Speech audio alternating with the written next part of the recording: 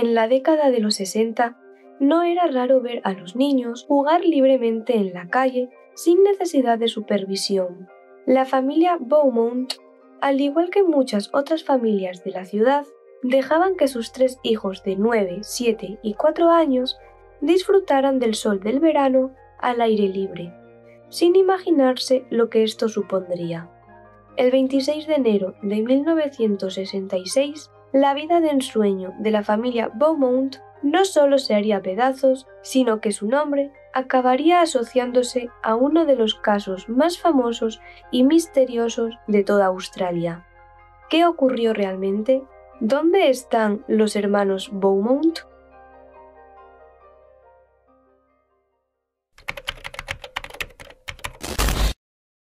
Hola a todos y bienvenidos un día más al canal. Mi nombre es Laura y en el día de hoy vamos a estar hablando sobre la misteriosa desaparición de los hermanos Beaumont, uno de los casos más populares y más misteriosos de toda Australia. Un caso que no solo marcó a su familia, sino que marcó a todo un país. En 1965, la familia Beaumont vivía una vida idílica. La vida que seguramente toda familia desearía vivir. Jim y Nancy Beaumont se habían casado en 1955 y juntos criaban a sus 3 hijos, Jane Artari, de 9 años, Arna Catley, de 7, y el pequeño Grant Ellis, de 4. Jim era el padre de familia y, como era común en aquellos años, era el encargado de traer el dinero a la casa mientras su mujer Nancy criaba a sus 3 hijos en casa. El hombre era un exmilitar que trabajaba como vendedor de lino y viajaba por los alrededores de la ciudad encontrando clientes. A pesar de que Jim tenía que estar fuera de casa varios días a la semana, el negocio parecía funcionar muy bien. Esto permitió a la familia el poder comprarse una pequeña casa en el 109 de Harding Street, en Somerton, Australia, en una zona muy próxima a la playa. Como dije, la familia estaba viviendo una vida de ensueño, pero todo esto iba a terminar en enero del 66. En el mes de enero del 66, en pleno verano en la costa australiana, tanto Jim como Nancy permitieron a sus 3 hijos acudir a la playa sin supervisión de un adulto. Esto era algo bastante común en aquel tiempo y muchos padres dejaban a sus hijos salir sin la compañía de un adulto, por lo que cuando Jane, la hija mayor de los Beaumont, se ofreció a supervisar a sus hermanos en la playa, Jim y Nancy no lo dudaron y aceptaron. Estas escapadas a la playa se convirtieron en algo habitual para los hermanos Beaumont, quienes durante varias semanas habían ido a la playa y habían regresado sin mayores problemas. Lo único que tenían que hacer era coger el autobús a pocas calles de su casa y regresar a la hora estipulada. Para sus padres, estas escapadas a la playa también eran algo beneficioso para los niños, ya que les permitía sociabilizar con otros niños fuera del ámbito escolar y además los mantenía activos. Sin embargo, todo cambiaría drásticamente el 26 de enero de 1966. En la mañana del 26 de enero, el sol ya empezaba a calentar y las temperaturas subían con rapidez. Era un día idóneo para acudir a la playa, por lo que cuando Jane pidió a su madre ir, ésta no lo dudó ni un instante. Nancy dio a sus hijos 8 chelines y 6 peniques para que los niños pudiesen comprar unos bocadillos en la playa, y se despidió de ellos desde la puerta de casa, viendo cómo los niños acudían a la parada del autobús y se subían en él, tal y como llevaban haciendo varias semanas. Jane y sus hermanos habían acordado el regresar a casa sobre las 2 de la tarde, pero para sorpresa de Nancy, cuando salió a buscarlos a la parada del bus, estos no viajaban en él. Esto extrañó un poco a la mujer, pero no le quiso dar mayor importancia, pues hacía tan buen día que creía que quizá los niños se hubiesen retrasado y hubiesen perdido el autobús, haciendo que tuviesen que coger el siguiente que pasaba cada hora. Pero cuando a las 3 de la tarde Nancy acudió de nuevo a la parada del autobús, sus hijos tampoco viajaban en este. Fue entonces cuando Nancy se percató de que algo no estaba yendo bien. Pero la mujer poco podía hacer. Su marido Jim estaba de viaje de negocios y ella no podía salir a buscar a sus hijos dejando la casa sola, así que simplemente se limitó a esperar que estos regresasen. Sobre las 5 de la tarde, Jim regresó de su trabajo y se encontró con su mujer, quien presa de los nervios le contó lo sucedido. En este punto, los padres de los niños decidieron salir a buscarlos, recorriéndose así todas las zonas de playa de la ciudad, con la esperanza de encontrar a alguien que los hubiese visto, pero su búsqueda no dio resultado. Finalmente, a las 7:30 de la tarde, desesperados por no haber encontrado ni siquiera alguna de las toallas que los niños habían llevado, Jim decidió que lo mejor era informar a la policía. Durante las próximas 36 horas, Australia entera se movilizó para buscar a los tres hermanos, en un operativo de búsqueda histórico para el país. Tanto la policía como el ejército, la armada y las fuerzas aéreas removieron cielo y tierra para encontrar a los pequeños. Además, a esta búsqueda se unieron cientos de civiles que iniciaron partidas de búsqueda por distintas zonas de la ciudad. La policía creía que los niños podrían haber sido víctimas de algún accidente en el mar, que quizá se los hubiese llevado la marea o que hubiesen sido sepultados por un corrimiento de arena de las colinas de North Glenelg. Es por eso que los agentes no cesaban en su búsqueda, llegando incluso a examinar los diferentes acantilados de la ciudad y drenando los desagües tanto de las aguas residuales como de las aguas pluviales que desembocaban en el mar. Pero aún así, no encontraron ningún rastro. Y esto era muy extraño, pues si los niños habían sido víctimas de un accidente, al menos sus pertenencias deberían estar en alguna zona de la playa. Sin embargo, estas nunca se encontraron.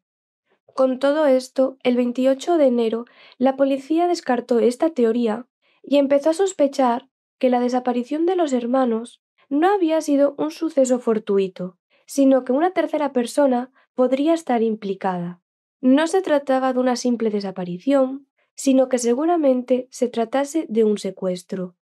La policía comenzó a investigar y a interrogar a todo el círculo de conocidos y familiares de la familia Beaumont. Se interrogó tanto a sus vecinos como a sus compañeros de trabajo, amigos, etc., en busca de cualquier pista que los pudiese acercar al paradero de los niños. También se les preguntó a los padres en busca de posibles enemigos que quisiesen vengarse de ellos, haciéndoles daño llevándose a sus hijos. Sin embargo, no encontraron nada. Por otro lado, el caso estaba empezando a ser bastante popular y cientos de personas telefoneaban a la comisaría aportando pistas que en el fondo, más que ayudar, entorpecían la investigación, pues en su mayoría eran pistas que llevaban a callejones sin salida. Durante meses, la policía no tuvo suerte en sus investigaciones. Era como si los niños se los hubiese tragado la tierra. A pesar de buscar por todas las playas y acantilados, nunca encontraron ni una sola prenda de los pequeños. Llegados a este punto, la policía intentó trazar los movimientos de los hermanos Beaumont con la ayuda de varios testigos que habían visto a los niños el 26 de enero, pudiendo establecer así dónde se encontraban y en qué momento, y lo más importante, si se encontraban o no acompañados. Según estos testimonios, los tres niños subieron al autobús a las 10:10 de la mañana. Tanto el conductor del autobús como varios pasajeros recordaban haber visto a los tres niños subidos al autobús que los llevaría a la playa de Glenelg. Alrededor de las 11 de la mañana, una anciana también recordó haber visto a los niños jugando con un aspersor en Colley Reserve, una gran pradera próxima a la playa de Glenelg, muy similar a un parque, en la que era muy común ver a los niños jugar y disfrutar al aire libre.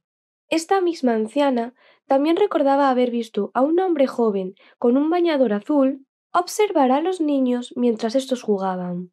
Dijo a las autoridades que aquel hombre permanecía tumbado boca abajo observando a los niños y que tras varios minutos se levantó y se acercó a los tres hermanos para jugar con ellos. Tanto la anciana como otros testigos de la escena describieron a este hombre como un chico joven, delgado y con el cabello rubio. Sin embargo, este nunca pudo ser identificado. Muchos de los testigos aseguraban que los niños parecían tener cierta confianza con este hombre y no se sentían incómodos con su presencia, por lo que muchos creyeron que se trataba de algún tipo de familiar y no prestaron demasiada atención a lo que estaba sucediendo. Sin embargo, la familia Beaumont no tenía ningún tipo de conocido o familiar que se asemejase a este hombre, por lo que la policía empezó a especular con la idea de que el sujeto había estado entablando amistad con los niños en los días o semanas previos a su desaparición. Y algo curioso y que había pasado desapercibido para la familia hasta aquel momento fue un comentario que había hecho la hija mediana de la familia, Arna, días antes de su desaparición. Arna había dicho a sus padres, entre risas, que Jane se había echado un novio en la playa. En ese momento, la familia no había pensado que ese comentario podía estar escondiendo algo mucho más oscuro, pero ahora todo parecía encajar. Aún así, los testigos que habían visto a los niños en College Reserve no eran los únicos testigos que los habían visto. Entre las 12 menos cuarto y las 12 y cuarto de la mañana, los hermanos también fueron vistos en la pastelería Wenzel, en donde los tres estuvieron comprando chucherías. Pero curiosamente, también compraron un pastel de carne. Y esto llamaba especialmente la atención porque, según Nancy, sus hijos no se gastarían el dinero en comprarse ese tipo de comida. Según ella, sus hijos hubiesen gastado el dinero en comprarse chucherías. Por otro lado, la cajera de la pastelería aseguraba que los niños habían pagado su compra con un billete de 1 libra, algo que no podía ser posible, pues recordemos que su madre les había dado únicamente 8 chelines. Cada vez estaba más claro que los hermanos Beaumont estaban acompañados por otra persona, y que fue este desconocido quien les dio el billete. Por lo que, indagando más a fondo en esta cuestión, los investigadores consiguieron más testimonios de testigos que habían visto a los niños en compañía del misterioso hombre del bañador azul. Uno de estos testigos comentó a la policía que el sospechoso había estado casi un cuarto de hora ayudando a vestir a los niños, después de que estos hubiesen estado jugando con el aspersor. Según el testigo, el hombre les estaba ayudando a quitarse la ropa y los había estado secando. También recordaba que el comportamiento que este hombre tenía con los niños era un poco extraño, como demasiado cercano. Pero en aquel momento, lo único que podía pensar este testigo es que este hombre era algún familiar. Otro de los testigos que había presenciado esta escena recordaba que aquel hombre del bañador azul se le había acercado y le había preguntado si había visto a alguien cerca de la ropa de los niños mientras estos estaban jugando. Según el testigo, el hombre afirmaba que mientras estaban jugando había dejado de prestar atención a la ropa y que ahora les faltaba el dinero. Después de esta conversación, el hombre regresó a su sitio junto con los niños y comenzó a vestirlos, tomándose su tiempo. Tal y como dijo el testigo, parecía que el hombre estaba disfrutando con lo que estaba haciendo. La policía empezaba a creer que el hombre había engañado a los niños y que era él el que les había quitado el dinero, haciendo que así los tres hermanos se fuesen con él. Por desgracia, este último testigo sería la última persona en ver a los hermanos Beaumont, haciendo que a partir de este punto se perdiese totalmente el rastro de los niños. Pero para Nancy, este último testimonio parecía no tener sentido. Ella conocía perfectamente a sus hijos y sabía que los tres eran niños muy tímidos, especialmente Jane.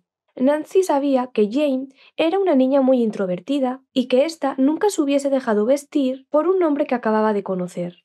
En palabras de su madre, Jane era una niña pequeña, pero no era ingenua. Por lo que todo esto reforzaba más aún la teoría de que el sospechoso habría estado ganándose la confianza de los niños los días previos a su desaparición. Poco a poco fueron pasando los meses y esta línea temporal era la única pista sólida que los investigadores tenían sobre el caso. Sin embargo, esta no servía para localizar a los pequeños. Durante más de medio año tras la desaparición, los investigadores no tenían ningún hilo del que tirar. No había nuevas pistas y el caso, a pesar de haberse hecho muy popular, comenzaba a enfriarse. Pero por suerte para los agentes, en el mes de junio, una mujer se presentó en la comisaría aportando nueva información. Esta mujer afirmaba que en la noche del 26 de enero había visto algo extraño cerca de las inmediaciones de su hogar. Ella vivía al lado de una casa abandonada que creía que estaba vacía, pero recordaba que aquella noche había visto a un hombre entrar en ella acompañado de 3 niños pequeños, 2 niñas y un niño. Según la mujer, uno de los niños había salido corriendo de la casa pocas horas después, pero el hombre lo persiguió y lo cogió, volviendo a meterlo en la casa. Por alguna razón que no alcanzo a comprender, esta mujer había estado ocultando esta información tan valiosa a los investigadores durante meses. Y a pesar de que la policía registró la casa, había pasado mucho tiempo y las posibles pistas que se podrían haber encontrado allí ya se habían perdido para siempre. Debido a la popularidad del caso entre la población, en noviembre de 1966, un rico empresario de la zona decidió contratar a un psíquico holandés para ayudar en la búsqueda de los hermanos Beaumont.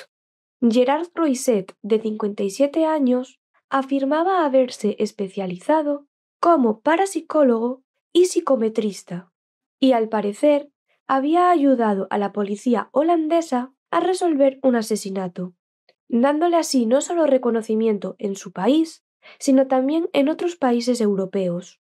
Cuando Croiset llegó a Australia, su llegada no fue del todo cálida, a pesar de que muchos sentían curiosidad por este hombre y que su participación en el caso llamó mucho la atención, especialmente entre los medios de comunicación. La familia Beaumont no estaba muy de acuerdo y no querían tener mucho que ver con Croiset.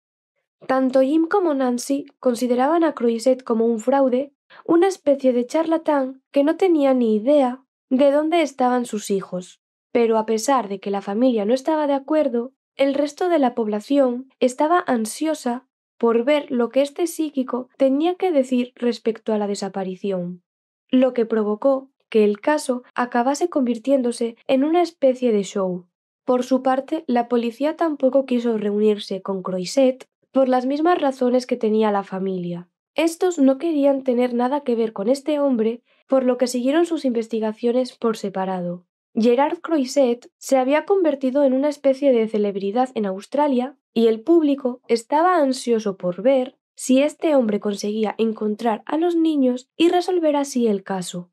En uno de los viajes a la playa, en donde los hermanos fueron vistos por última vez, Croiset, rodeado de cientos de personas que lo saludaban y vitoreaban, afirmó que sabía dónde se encontraban los niños y que creía que estos no habían sido secuestrados, sino que habían sido atrapados debajo de un almacén que se había construido recientemente. Y si esta afirmación ya de por sí había sido bastante atrevida, Croiset también aseguró que los iba a encontrar en menos de 2 días.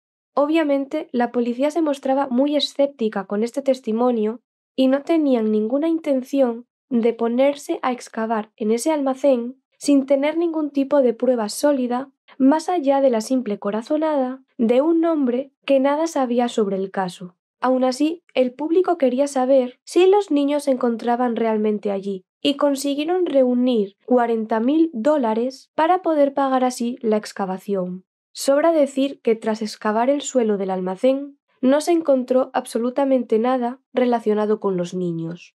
No había ni siquiera una pequeña evidencia que indicase que los 3 hermanos hubiesen estado allí.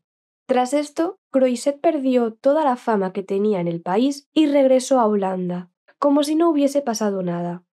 Los años fueron pasando y en 1968, 2 años después de la desaparición, una carta con un matasellos de Dandenong, un barrio de Melbourne, llegó a la oficina de correos. La carta estaba escrita supuestamente por Jane, la hija mayor de los Beaumont, quien en aquel momento tendría 11 años. Esta sería la primera de las 3 cartas que recibiría la familia respecto a la desaparición de sus hijos. La policía examinó la letra de esta primera carta y la comparó con la letra de Jane, y en aquel momento determinaron que la carta podría ser real. En esta primera carta, Jane afirmaba que tanto ella como sus hermanos estaban bien, y que estaban bajo el cuidado de el hombre, quien garantizaba su seguridad y los alimentaba, y que no se preocuparan porque todo estaba bien.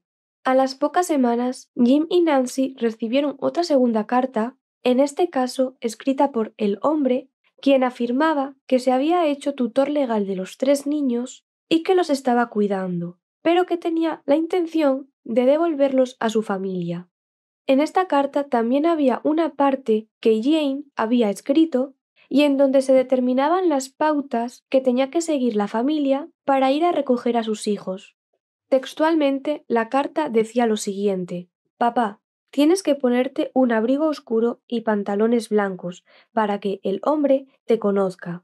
El hombre me dijo que te dijese que la policía no podía saber nada. Dijo que si les dices algo, es mejor que no vengas. Así que por favor, no se lo digas. La oficina de correos de Dandenong está en Victoria, en caso de que no lo sepas. Todos esperamos verte el próximo lunes. Por favor, no se lo digas a la policía. El hombre no quiso hacernos daño. Todavía os queremos a los 2. Obviamente, tanto Jim como Nancy no iban a dejar pasar la oportunidad de recuperar a sus hijos, aunque la posibilidad fuese muy pequeña. Es por eso que Jim se vistió tal y como dijo su hija en la carta y viajó más de 700 kilómetros hasta Dandenong, esperando fuera de la oficina de correos durante 3 días. Sin embargo, los Beaumont no habían cumplido con una de las exigencias de la carta. Los padres de los niños sí habían informado a la policía de su intención de ir a recogerlos, por lo que en la zona de Dandenong había varias patrullas de policía vigilando la zona. Además, la prensa también se hizo eco del acontecimiento y se empezó a correr la voz de que la familia Beaumont iba a recuperar a sus hijos, haciendo que la zona se llenase de una multitud inusual. Pero, por desgracia, nadie apareció por allí y Jim, derrotado, regresó a casa solo. Poco tiempo después, recibiría la que sería la última carta de Jane. En esta, su hija les decía que el hombre había estado en Dandenong durante la visita de Jim, pero que había visto a la policía cerca de la oficina de correos y decidió abandonar el lugar llevándose a los niños consigo. Jane también decía que el hombre se sentía traicionado y que por eso había decidido quedarse con los niños y llevárselos lejos de Australia, quedándose con ellos para siempre. Esta carta fue un jarro de agua fría para los padres, quienes creían que habían perdido realmente la oportunidad de recuperar a sus hijos. Sin embargo, 25 años después, se descubrió que estas cartas eran falsas. Gracias a las nuevas tecnologías en el análisis del ADN, los investigadores descubrieron que la letra de estas cartas no correspondía realmente con la letra de Jane, sino que habían sido escritas por un hombre de 41 años que en aquel momento, en 1968, estaba pasando por la adolescencia. Este hombre afirmó haber sido el autor de esas cartas y confesó que lo había hecho para gastar una broma de muy mal gusto. Desafortunadamente, habían pasado ya muchos años y no se podían presentar cargos contra este hombre a pesar del sufrimiento que le causó a la familia. Como veis, las pocas pistas que llegaban sobre el caso realmente eran pistas que no llevaban a nada, lo que provocó que poco a poco la gente fuese perdiendo el interés y que la desaparición de los hermanos Beaumont se acabase convirtiendo como en una especie de leyenda, en una vieja historia del pasado. Más de 50 años después de lo sucedido, el caso sigue siendo un misterio para los investigadores, aunque con el tiempo la policía fue incluyendo como posibles sospechosos a diferentes criminales que estaban en activo durante la década de los 60 y de los 70. Sin embargo, para no alargar en exceso el vídeo, en esta ocasión únicamente me voy a centrar en uno de los sospechosos, quizá el más importante, Aún así, podéis dejarme en los comentarios si queréis que haga otro vídeo en donde hable con más detalle de los otros posibles responsables. Como iba diciendo, uno de los posibles sospechosos del secuestro de los hermanos Beaumont era Arthur Stanley Brown. Arthur había sido arrestado en 1998 a la edad de 86 años, acusado por el asesinato en 1970 de las hermanas Judith y Susan Mackay, dos niñas de 7 y 5 años respectivamente.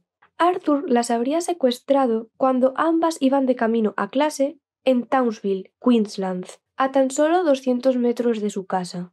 Lamentablemente, debido a su avanzada edad y a su deterioro cognitivo, ya que este hombre sufría Alzheimer, no pudo ser juzgado y acabaría falleciendo en 2002 a la edad de 90 años sin ningún tipo de condena. Básicamente, Brown murió como un hombre inocente sin haber sido declarado culpable por ninguno de sus delitos, a pesar de que la policía no tiene ningún tipo de duda de su participación en el crimen y consideran que el caso de las hermanas Mackay ya está cerrado. Sin embargo, la policía también cree que este hombre no solo participó en este crimen, sino que también fue el responsable tanto de la desaparición de los hermanos Beaumont en 1966 como de la desaparición de dos niñas en Adelaide Oval en 1973, un caso que narraré para el canal en las próximas semanas. Curiosamente, los retratos que se habían hecho de los sospechosos de estas dos desapariciones eran muy similares, y además coincidían con bastante exactitud con la imagen que Arthur Brown presentaba en aquellas fechas. Sin embargo, volviendo al caso de los hermanos Beaumont, había algo que no encajaba, y es que cuando se produjo la desaparición de los hermanos, Arthur Brown tenía 53 años, y esto no coincidía con la imagen del sospechoso que habían dado los testigos, quienes aseguraban que el hombre que acompañaba a los niños era un joven de entre 30 y 40 años. Aún así, si Arthur Brown realmente se llevó a los hermanos Beaumont, lo más probable es que se los llevase a un lugar alejado de la ciudad, posiblemente a un bosque, tal y como había hecho con las hermanas Mackay. Pero, por desgracia, es posible que nunca se sepa la verdad. La familia idílica que los Beaumont habían formado acabó hecha pedazos. Nancy y Jim no pudieron soportar la presión y surgieron tensiones que hicieron que en 1980 acabasen divorciándose, y ambos tomaron caminos separados, a pesar de que ambos siguieron buscando a sus hijos hasta el final. Nancy acabaría falleciendo en un asilo en 2019, sin saber qué fue de sus hijos ni dónde se encuentran. Por su parte, Jim, que ahora tiene más de 90 años, aún mantiene la esperanza de encontrar a sus hijos, aunque sabe que es posible que nunca conozca la verdad. A pesar del gran esfuerzo que las autoridades destinaron a la búsqueda de los hermanos Beaumont, a día de hoy sigue sin haber ninguna señal del paradero de los niños. Aún así, el gobierno de Australia sigue recabando información y ofrece hasta $1 millón por cualquier tipo de información relacionada con el caso y que pueda ayudar a resolver tan enigmático misterio. Hoy, los hermanos Beaumont tendrían 64, 62 y 59 años. Si te gustan este tipo de vídeos, por aquí te dejo otros casos que he narrado en el canal y que pueden ser de tu interés. Y si este caso te ha parecido interesante, no olvides dejar tu me gusta y suscribirte activando la campanita para que te avisen de cuando subo nuevos casos. Nos vemos en el próximo vídeo.